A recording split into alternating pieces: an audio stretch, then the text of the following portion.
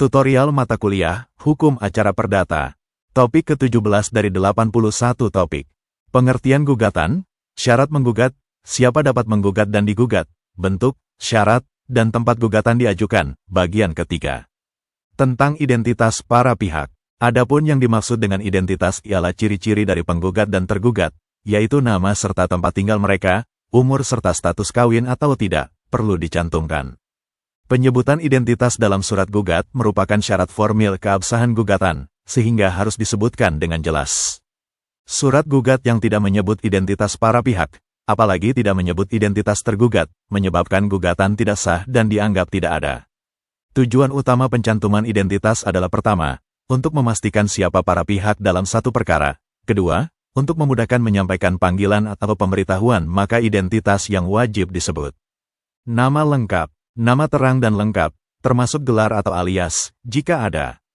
Adapun maksud mencantumkan gelar atau alias adalah untuk membedakan orang yang dimaksud dengan orang lain yang kebetulan namanya sama pada lingkungan tempat tinggal yang sama pula. Kekeliruan penulisan atau penyebutan nama tergugat yang sangat serius, menyimpang dari yang semestinya, sehingga benar-benar mengubah identitas, dianggap melanggar syarat formil yang mengakibatkan surat gugat cacat formil. Dalam hal kekeliruan penyebutan nama yang serius yang seperti ini, timbul ketidakpastian mengenai orang atau pihak yang berperkara sehingga cukup dasar atau alasan untuk menyatakan gugatan error in persona atau obscure libel, dalam arti orang yang digugat tidak jelas.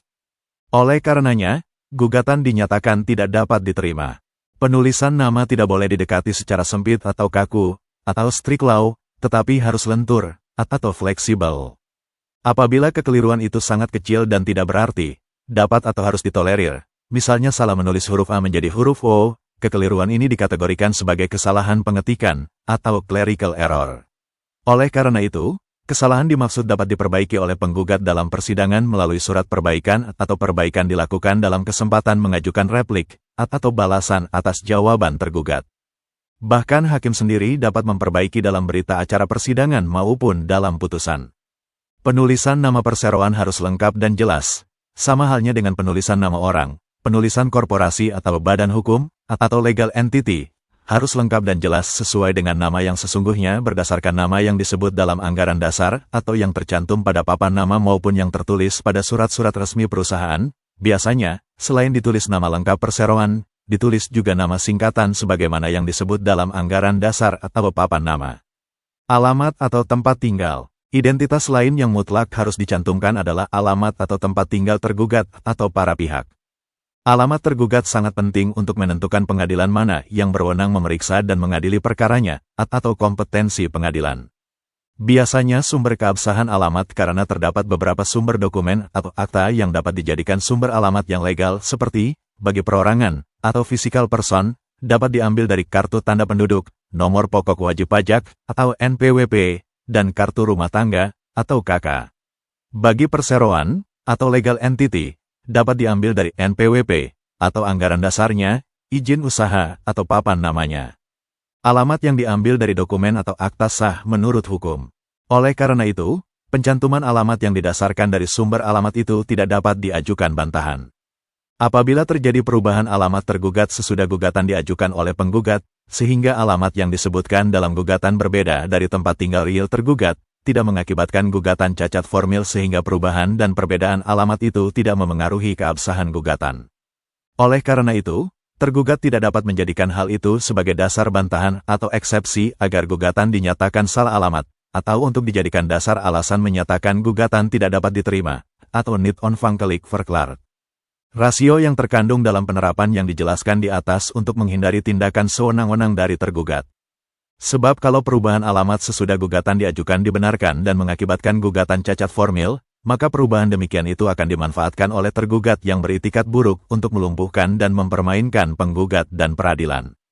Cara tergugat memperolok peradilan dengan jalan saat gugatan diajukan penggugat ke pengadilan negeri, buru-buru tergugat pindah tempat atau mengubah alamat. Demikian seterusnya, sehingga jika hal itu dibenarkan mengakibatkan runtuh dan hancurnya kepastian hukum. Dampak yang lebih jauh, mengakibatkan perkara tersebut tidak dapat diselesaikan. Apabila alamat tergugat tidak diketahui, tidak menjadi hambatan bagi penggugat untuk mengajukan gugatan. Pasal 390 ayat 3 HIR telah mengantisipasi kemungkinan tersebut dalam bentuk pemanggilan umum oleh wali kota atau bupati. Hukum dan undang-undang tidak boleh mematikan hak perdata seseorang untuk menggugat orang lain, hanya atas alasan tidak diketahuinya tempat tinggal tergugat. Penegakan hukum seperti itu bertentangan dengan rasa keadilan dan kepatutan. Sehubungan dengan itu, apabila penggugat dihadapkan dengan permasalahan hukum yang seperti itu, dapat ditempuh cara perumusan identitas alamat sebagai berikut: mencantumkan alamat atau tempat tinggal terakhir. Dalam penulisan identitas alamat atau tempat tinggal terakhir dengan kata-kata terakhir bertempat tinggal atau bertempat kediaman dengan tegas menyebutkan tidak diketahui alamat atau tempat tinggalnya.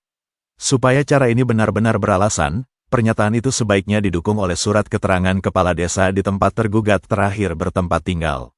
Oleh karena itu, apabila penggugat menghadapi kasus tempat tergugat tidak diketahui, sebaiknya diminta lebih dahulu surat keterangan kepala desa tentang hal itu. Berdasarkan surat keterangan itu, penggugat dapat merumuskan identitas alamat tempat tinggal yang berbunyi, alamat atau tempat tinggal tergugat tidak diketahui berdasarkan surat keterangan kepala desa tanggal berapa nomor berapa. Berdasarkan surat keterangan itu, pengadilan dapat langsung menempuh proses pemeriksaan melalui panggilan umum berdasarkan pasal 390 ayat 3 HIR, Fundamentum Petendi. Fundamentum Petendi atau dasar gugatan dalam perkara perdata, yang isinya adalah dalil-dalil konkret tentang adanya hubungan hukum yang merupakan dasar serta alasan-alasan daripada tuntutan, atau middelen van den Eis. Fundamentum Petendi terdiri atas dua bagian, yaitu pertama, bagian yang menguraikan tentang kejadian-kejadian atau peristiwa konkret, yang menimbulkan sengketa hukum, dan kedua, bagian yang menguraikan tentang hukum. Uraian tentang kejadian merupakan penjelasan duduknya perkara, sedangkan uraian tentang hukum adalah uraian tentang adanya hak atau hubungan hukum yang menjadi dasar yuridis daripada tuntutan. Uraian yuridis ini bukanlah merupakan penyebutan peraturan-peraturan hukum yang dijadikan dasar tuntutan.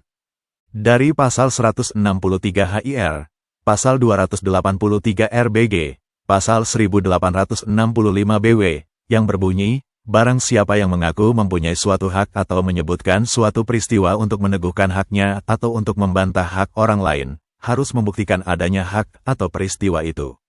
Kiranya dapat disimpulkan bahwa hak atau peristiwa yang harus dibuktikan itulah yang harus dimuat di dalam Fundamentum Petendi sebagai dasar tuntutan, yang memberi gambaran tentang kejadian material yang merupakan dasar tuntutan. Sampai seberapa jauhkah harus diberikan perincian tentang kejadian-kejadian atau peristiwa-peristiwa yang menjadi dasar gugatan? Dalam ilmu hukum acara perdata dikenal dua macam teori mengenai hal ini. Pertama, substantiring teori. Teori ini menyatakan bahwa gugatan selain harus menyebutkan peristiwa hukum yang menjadi dasar gugatan, juga harus menyebutkan kejadian-kejadian nyata yang mendahului peristiwa hukum dan menjadi sebab timbulnya sengketa hukum tersebut. Misalnya, bagi penggugat yang menuntut suatu benda adalah miliknya, dalam gugatan tidak cukup hanya menyebutkan bahwa dia adalah pemilik benda itu, tetapi juga harus menyebutkan sejarah pemilikannya, misalnya karena membeli, mewaris, hadiah, dan sebagainya. Akan tetapi, oleh karena penggugat masih ada kesempatan untuk membuktikan tentang asal mula diperolehnya hak itu di persidangan, maka dirasakan kurang perlunya memuat sejarah diperolehnya hak, sehingga teori ini sekarang sudah ditinggalkan. Kedua, individualisering teori. Teori ini menyatakan dalam gugatan cukup disebutkan peristiwa-peristiwa atau kejadian-kejadian yang menunjukkan adanya hubungan hukum yang menjadi dasar gugatan, tanpa harus menyebutkan kejadian nyata yang mendahului dan menjadi sebab timbulnya kejadian-kejadian hukum tersebut. Bagi penggugat yang menuntut suatu benda adalah miliknya, misalnya dalam gugatannya cukup disebutkan bahwa dia adalah pemilik benda itu.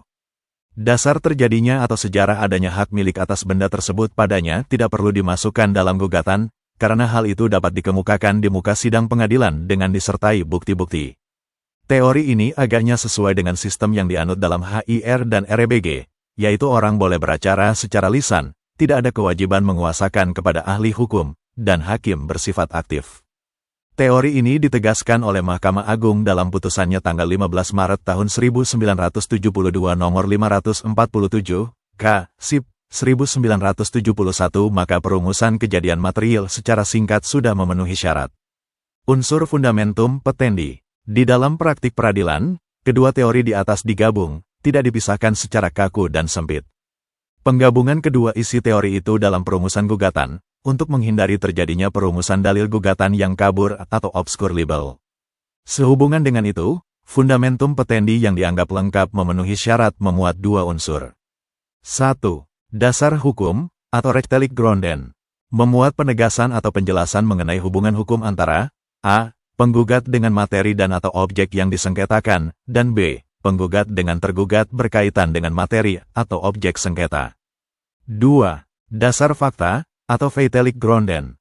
Memuat penjelasan pernyataan mengenai a. Fakta atau peristiwa yang berkaitan langsung dengan atau di sekitar hubungan hukum yang terjadi antara penggugat dengan materi atau objek perkara maupun dengan pihak tergugat, atau b. Penjelasan fakta-fakta yang langsung berkaitan dengan dasar hukum atau hubungan hukum yang didalilkan oleh penggugat. Berdasar penjelasan di atas, posita yang dianggap terhindar dari cacat obskur libel adalah surat gugatan yang jelas, sekaligus memuat penjelasan dan penegasan dasar hukum yang menjadi dasar hubungan hukum serta dasar fakta atau peristiwa yang terjadi di sekitar hubungan hukum yang dimaksud. Itulah topik ke-17 hukum acara perdata, yang dimaksudkan untuk membantu pemahaman mahasiswa, atau siapa saja yang ingin menambah wawasan. Untuk pemahaman yang lebih baik, putar dan dengarkan video ini berulang-ulang. Subscribe dan like, agar teman-teman mendapatkan update tutorial lainnya. Bagikan juga link video ini, agar teman lain juga mendapatkan manfaat channel ini. Sekian dan terima kasih. Sampai jumpa.